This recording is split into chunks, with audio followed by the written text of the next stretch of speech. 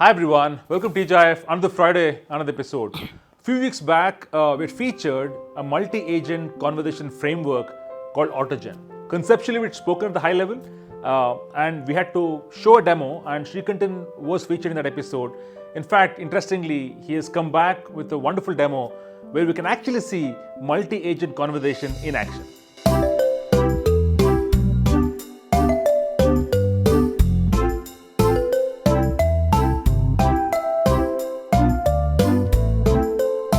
Srikantan, welcome to TGIF.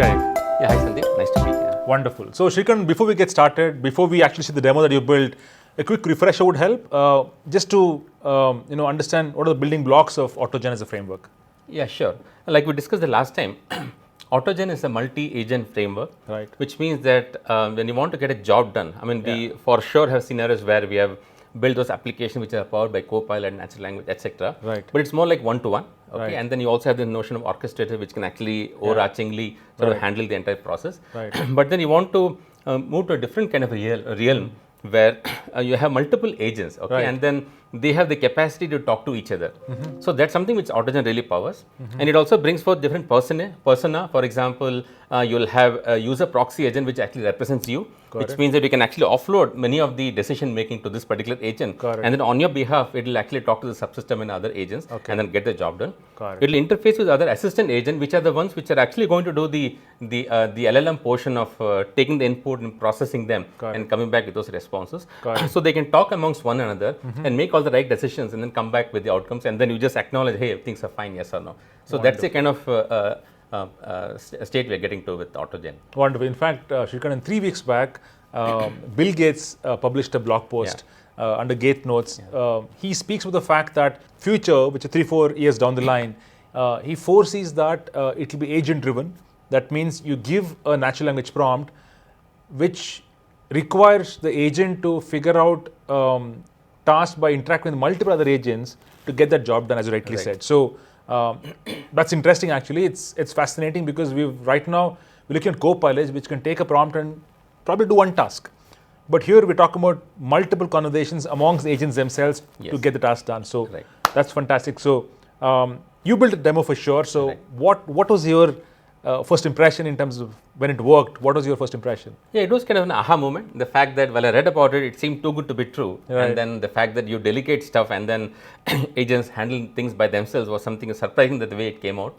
And I'm pleasantly surprised, of course. And then I thought it really portends well for what we can do with it in the future. Awesome. So you have a scenario for, so just to understand before we get into demo, what is the scenario? Just explain that. Yeah, I've taken a simple scenario where I have a user proxy agent and then I have an assistant agent. Right. The goal is that I'm a person who needs to create statement of work document for different customers. And then when I want to create a new one, I want to look up what already exists. Okay. So which is where the RAG comes in, which is the retrieval augmented generation. Right. Where the user proxy agent is going to look up the entire corpus, and then based on what I ask, he's going to pick up the relevant pieces of information. Got it. And then along with my question, it sends it to the assistant. And then they have a conversation. Okay. So if the particular ask that I've made involves calculations, the assistant actually writes code, and writes a Python code and hands it off to the user proxy agent. The user proxy agent runs it and then conveys the fact that it ran successfully. If something failed, it goes back and sort of gives back the feedback, and then they sort of discuss that through, and then the final version comes through, everything works fine. And then, so that's the kind of mode in which the whole demo is based on. Awesome. Let's jump in. Sure. Perfect. So this is the multi-agent framework. Right. And briefly, I just want to show the fact that we have, of course, this is just the configuration, and this is where you create the user proxy agent. Okay. You'll notice here that this is the one which is going to perform RAG. Okay. So it actually Using ChromaDB, is it? It's using ChromaDB. Okay. So I have uploaded a couple of documents which are sample SOW documents, and then they get stored here, and then ChromaDB is used to. So this whole the user proxy is going to read those documents and create those vector database and actually embeddings and store them in the vector database. Got it. And then you will notice that we also have an assistant, which is the one which is going to communicate with the large language model, which is GenAI, and then take the request from proxy and then get the job done. Okay. So now let me run this. It's a Streamlit app which I'm going to run right now. Sure. By the way, while it runs, both user agent proxy and assistant proxy, both of them use LLMs for interaction? Yes. Both of them do Got this. So right now the application is loading up, and then it take me to the prompt where I as a human is going to give what I'm expecting from the system. Okay, fair enough. Okay, so now what I'm going to say is that between the SOWs we created for Acme and Blue Tech, could you tell me which one had a higher contract value? Okay. Give all the details. Okay. Okay, so off it goes. I'm just going to the console here to show as the code executes is actually taking those documents, indexing them, creating the vector database, and then so the user proxy is going to hand off to the assistant with all the information and asking for the answer to the question. Trying to momentarily it will come back. Got it. So now we see that the document, the respective pages have been obtained, and now user proxy is sending this to the assistant agent. So now very shortly we'll see the assistant agent coming back saying that this is what I infer based on, so it tells me that, so if I can go back to the UI, you'll see that it has come back with the information. So this icon that you see represents the assistant agent, and what you see here is actually the user proxy which gave the document based on what I actually asked for it. So the RAG was performed by the user proxy agent, handed off to the assistant, and the assistant looked at that, interacted with the LLM to actually answer my question, and is able to respond to the question on the lines of what I as a human actually asked it. Perfect. So now I want to ask it to do something much more advanced. So what I want to do now is that I want to create a new statement of work, and then having looked at what Acme involved, the amount, the contract value, I'm going to ask it to do some math here. So I'm asking it to calculate the number of years that have elapsed since the Acme contract was raised until today, and then apply a factor of 3% on top of that particular amount, and then come back with a revised set of calculations, which is what I've actually baked into this particular prompt. So it has gone into this. So now you see that the calculation has already happened. The code has been written, and so let me just take you to this place here.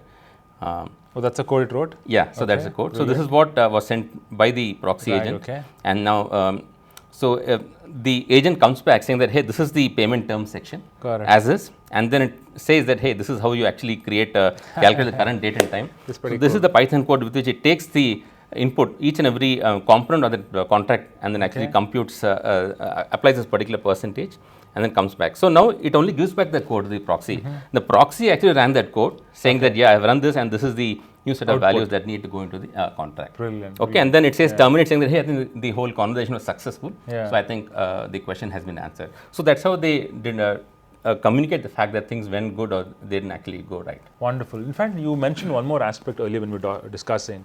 There's an option for us to specify bring human in the loop or do without human intervention. So here there is no... they are acting autonomously because that's how we configured them to interact. But let me show you the piece of code where you actually change their behavior. So for example, I can go to the user proxy, and here you see that I have mentioned the never input means never. So I can just make it always. Oh, okay. So that means for every interaction, it seeks human confirmation. Right. Okay.